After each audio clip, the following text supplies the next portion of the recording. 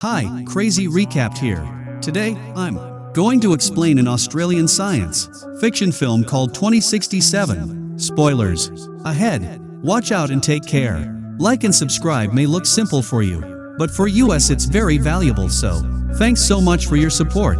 The premise of the movie is set in 2067 when the world has been destroyed beyond rehabilitation. Because of climate change, all plant life has been extinct. With the lack of plant life, the amount of oxygen in the air has decreased exponentially. People have to buy artificial oxygen to survive. 99% of the world has gone dark. People suffocate to death. In such conditions, only one city in Australia has survived, and it is all thanks to a company called the Corporation that manufactures synthetic oxygen. However, artificial oxygen causes a fatal disease called the sickness over time. Humankind has mere years before it goes fully extinct. Ethan White is a resident of the Australian city. He and his friend, Jude, work as mechanics in the Corporation. The corporation is also working day and night to find a cure for the sickness and a way to save the world. Ethan's wife, Xantha, also has the sickness. Ethan works hard day and night to earn and buy her better oxygen. One day, as Ethan and Jude work in the tunnel, the Chronocorp's CTO of particle research, Regina Jackson, summons them to her office. There, she introduces herself to the two and tells them that humanity is going to die in a few years if the conditions do not change. She then reveals that Ethan is the only one who can help everyone and save humanity. Ethan is confused and doesn't believe her, but Regina insists he visit their lab. The lab has huge machinery. The lab doctor named Billy Mitchell introduces himself to Ethan and looks at Ethan's wrist device for a second. They then explain to him that Ethan's father, Dr. Richard White, started this project 20 years ago. The machine that stands in front of them is a time machine called the Chronicle. In the first ever experiment done with the machine, they had to send radio waves into it to check what was on the other side. They found out through it that 407 years later, in 2474, the Earth would have enough vegetation to maintain enough oxygen in the air and sustain human life. The people come to believe that if humanity still exists several hundred years later, it is likely that they have found solutions to all the problems plaguing their reality. However, a strange activity baffled the scientists. The waves they sent had come back reformed. When they decoded it, they found out that someone from the future had sent them the message saying, "Send Ethan White." So now, Regina and the whole team want to send Ethan into the future for him to bring back the cure. Ethan is beyond surprised. He doesn't believe them and thinks that Regina is just bluffing. Moreover, he doesn't want to leave his sick wife and go into the future, so he declines to help. Later, Ethan and Jude are at a diner where they buy crisp oxygen. Jude tries to persuade Ethan to go through with the plan and help save humanity. However, Ethan laughs at him, saying that he doesn't want to be like his father. Ethan hates his father for never being there for him. 20 years ago, his father left home and went missing, while his mother was killed when he was a kid. Since then, he has been brought up by Jude, a man whom Ethan regards as his older brother as well as a best friend. He blames him for leaving his mother to complete the project and doesn't want to follow in his path and leave his sick wife. However, Jude manages to persuade him, saying that the only way he can save his wife is by finding a cure. Ethan reminisces of his 8th birthday when his father has bought him a strange box as a gift. As he puts his hands inside the box, a device latches onto his wrist, making him bleed. Richard had placed a permanent hand device on his son. It has been many years, but Ethan doesn't know its use yet. Later at home, Ethan tells Xantha everything that happened during the day, and she too insists him to go. The following morning, Ethan scribes, "I will find my way back to you on a metal flower," and leaves it beside Xantha. He then goes to Regina's office again and tells her that if he can find only one cure, they will have to give it first to Xantha. Regina accepts and takes him to the lab again. Dr. Mitchell shows him the suit that he has to wear before getting into the machine. As they begin to explain the mission to him, Ethan realizes that they do not have a plan. They have no clue what he will see or who he will meet at the other end. However, after they put him in the suit, they give him an AI device called the Archie. will show the lab Ethan's vitals at all times. It will also help to navigate his location. Then, they finally throw him into the machine. Inside, Ethan moves at high speed through time. He falls from the sky and lands in an unknown jungle. The friction from the air causes his suit to catch fire, so he quickly gets out of it. Then he looks around and is astounded by the beauty of nature. He finds that the world has completely changed. The trees and the natural oxygen are back. He walks in the direction Archie directs him and sees a bunker door of some sort. But what catches his eyes is a skeleton that lies right in front of the door. Its skull has a bullet hole in it.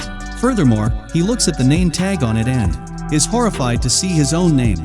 The skeleton is Ethan's. Ethan also finds the skeleton's Archie and plays the last recording on it.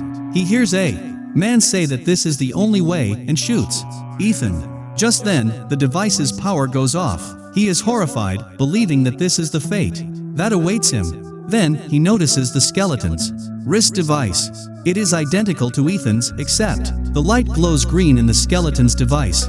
But Ethan's has been red his whole life. That night, he lights a fire and eats wild berries.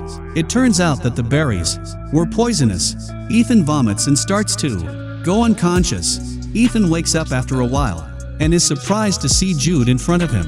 As it turns out, the lab saw Ethan's vitals dropping and assumed he was having a reaction to poison. So, they quickly sent Jude to the future with the cure to save him. Sometime later, Ethan and Jude find that his skeleton remains there, which means his fate hasn't changed. They then use Archie to find another door. Some device scans Ethan's eye and grants them access. When they go in, a monitor welcomes him. It asks him for a DNA sample. When he accepts it, his wrist device begins to work, making him bleed. After the blood test, it goes green. The lights to the room turn on and they realize that they are in Chronicorp's lab 407 years later. The time machine is in front of them too.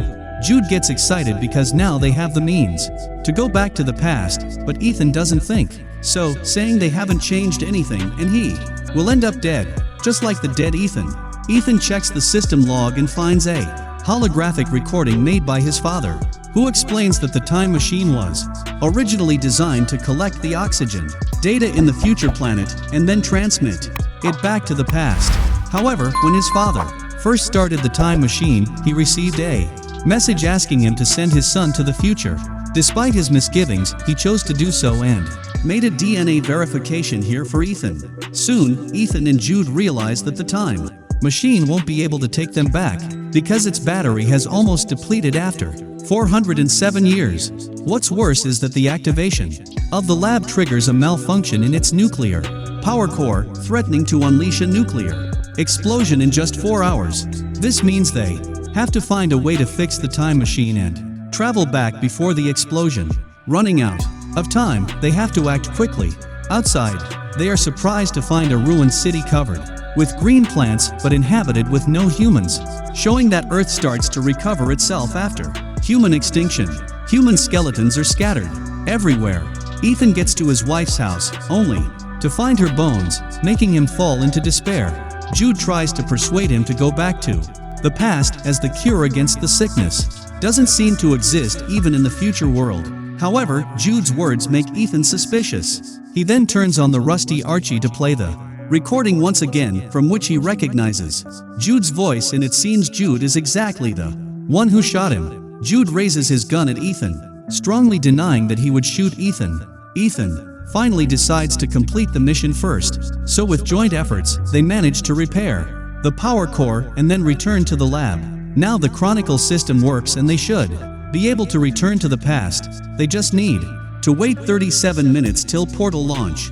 Once the countdown reaches 0, the portal will tether to 2067 for approximately 30 seconds. However, Ethan still finds his body remains behind a door at the same location, which implies that they haven't made any changes to the future. In order to figure out the truth, Ethan pulls out the battery of his current Archie and puts it onto the rusty one. In that way, he gets access to another video in which Ethan is assured that his future self will be killed by Jude.